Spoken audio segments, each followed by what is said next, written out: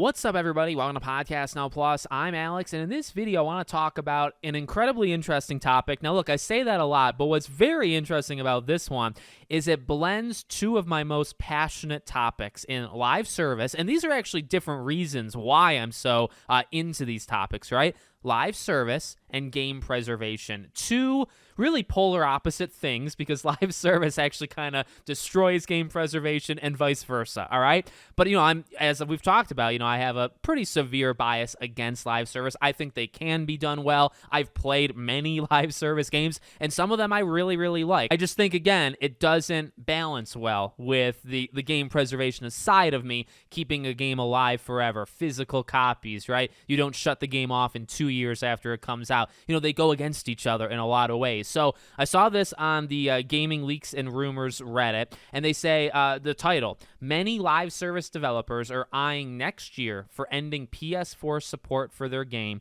in favor of the current generation, and it comes from Game Industry Biz. And this was, I think, them talking about the PlayStation stuff that I just talked about on Podcast Now, like yesterday or the day before. So in line with, hey, they're still going to do live service, where are games going to release, all that stuff. So they say it's not the only reason that 2026 is an important year for the console market, though. It is widely reported this week that Hoyoverse will discontinue PS4 support in Genshin Impact next year. But this is not an isolated move, with many other operators of major online and live service titles also eyeing up the timeline for dropping PS4 support. Some of these decisions will be accelerated by technical concern. Genshin Impact's huge streaming game world is especially awful on the slow hard drive that shipped in the PS4 and benefits massively from the SSD in most recent systems. But the tipping point is already in sight. Install bases of newer systems are high enough for lots of companies to start turning out the lights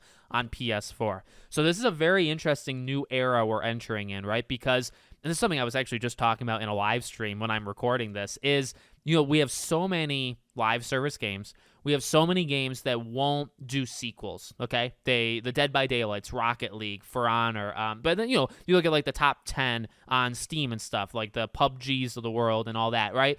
They're going to stick with those games forever. Now, the issue when you do that on consoles is you have all this content and you build and build and build, and it lasts literally forever. You are eventually not just going to cross generations. We already are seeing that, right? Games that started, Warframe even is a good example, right? Warframe kind of starts last gen, is still continuing now. But now, eventually, those that are still playing it on those consoles, you add and you add and you add, and the game lasts forever. At least that's the intent, right? Many games don't make it very far, but see, the ones we know, the Genshin Impacts of the world, right? The games that are going to have what I just read hit them next year, these are the games that survive, right? These are the games that endure. So, okay, you've been playing the game forever on your last-gen consoles. Eventually, they just are not going to be able to keep updating that game, whether it's like the metrics, right? There's not enough people playing it on there, or the console strengths, right? Like how much can the console actually handle of this game you keep adding it to.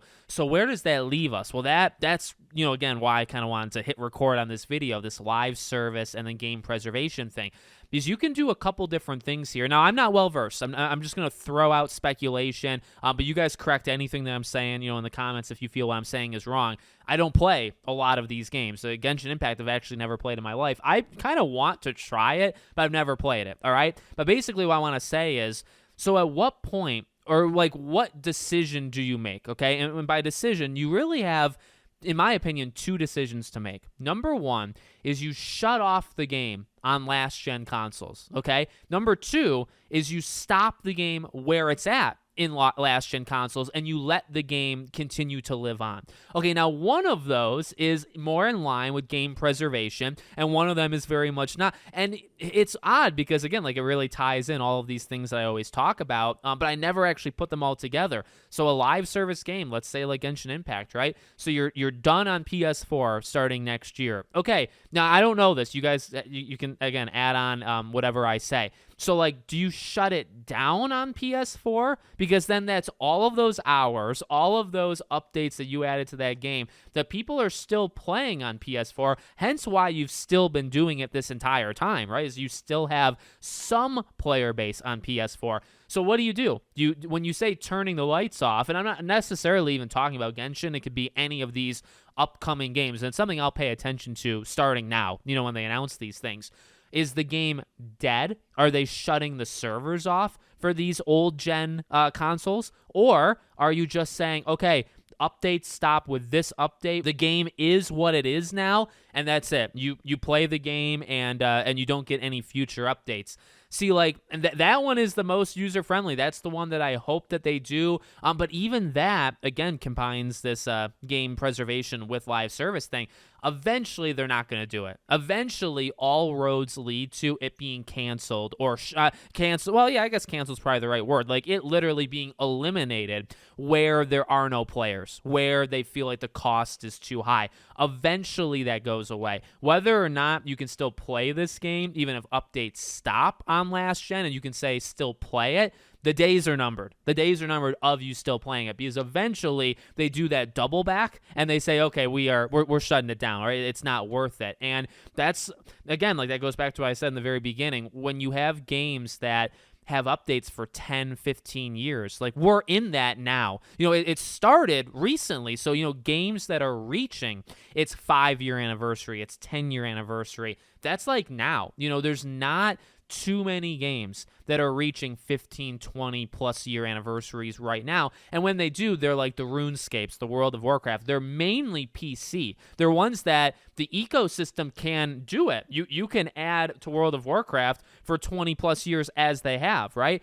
But when you start a game that's like mix of mobile and consoles and PC, and you start it in one generation and you go for 10, 15 years and you're reaching that point now, you're not going to be able, and that does make sense, you won't be able to support it forever where it originated. If it started on freaking PS3 or something, right? Eventually you're going to stop doing it. And then it's only a matter of time until you shut it down entirely on that. So it's something that doesn't affect me in the way that these games, like, I don't play these games, but it does affect me in terms of all the stuff we always talk about, right? Like, it's right up my alley. So I find it super interesting, and we'll have to see which decision, they end up making for all of these games, whatever the games are, by the way, because feels like the industry insiders might know the games, but we don't know them yet. So let me know what you guys think in the comments. Make sure, as always, you're subscribed to the channel, bell icon turned on, and I hope to see you all on the next one.